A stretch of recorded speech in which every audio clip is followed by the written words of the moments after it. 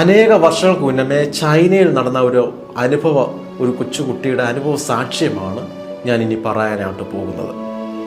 ചൈനക്കാരിയായ ഒരു ബാലിക യേശു കർത്താവിൻ്റെ നാമത്തിൽ പ്രാർത്ഥിക്കുന്ന നിമിത്തമായിട്ട് അവളുടെ അപ്പൂപ്പൻ അവളെ വളരെയധികം അടിക്കുകയും വേദനിപ്പിക്കുകയും ചെയ്യുമായിരുന്നു.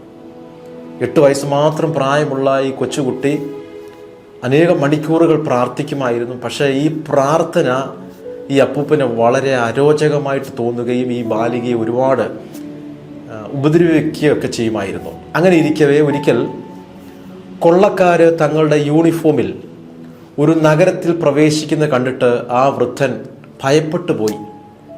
സഹായിപ്പാൻ ആരുമില്ലല്ലോ എന്നോർത്ത് അയാൾ പേടിച്ചു. പെട്ടെന്ന് പ്രാർത്ഥിക്കുന്ന തൻ്റെ കൊച്ചുമകളെയാണ് തനിക്ക് ഓർമ്മ വന്നത്.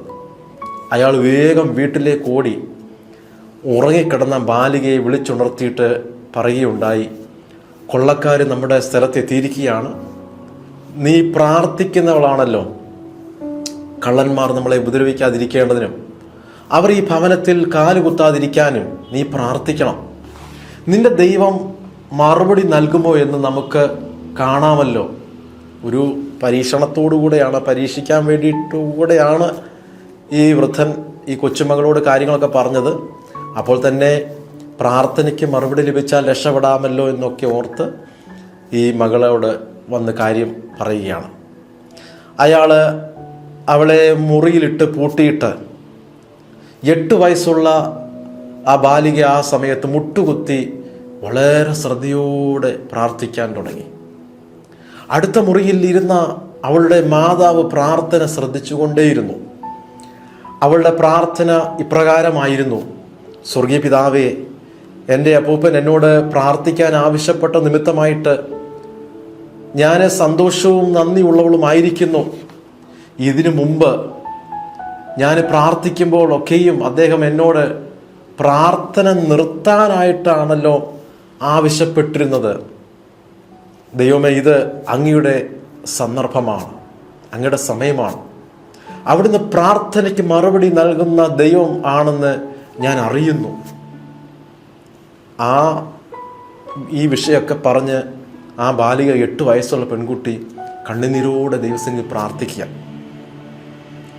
അത് മനസ്സിലാക്കാൻ എൻ്റെ ഗ്രാൻഡ് ഫാദറിനും ഒരു അവസരം നൽകണമേ.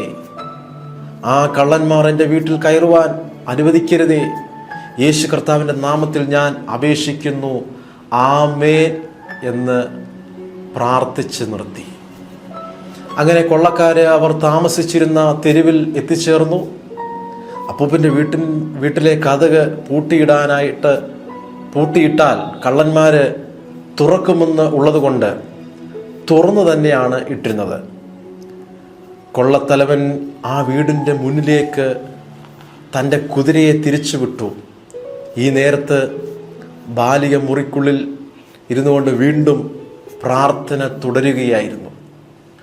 കുതിര അകത്ത് കടക്കുന്നതിന് ആ സമയത്ത് വിസമ്മതിക്കുകയുണ്ടായി. പുറകോട്ട് ഈ കുതിര ഇങ്ങനെ മാറിപ്പോയി.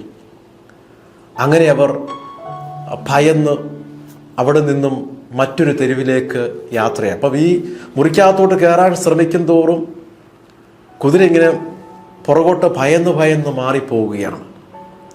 ഒരു പക്ഷേ ബലിയാമിൻ്റെ കഴുത കണ്ട അതേ കാഴ്ചയായിരിക്കാം കുതിരയും കണ്ടിട്ടുള്ളത്. യെസ്, പ്രാർത്ഥനയുടെ ശക്തി അത്രത്തോളം വലുതാണ്.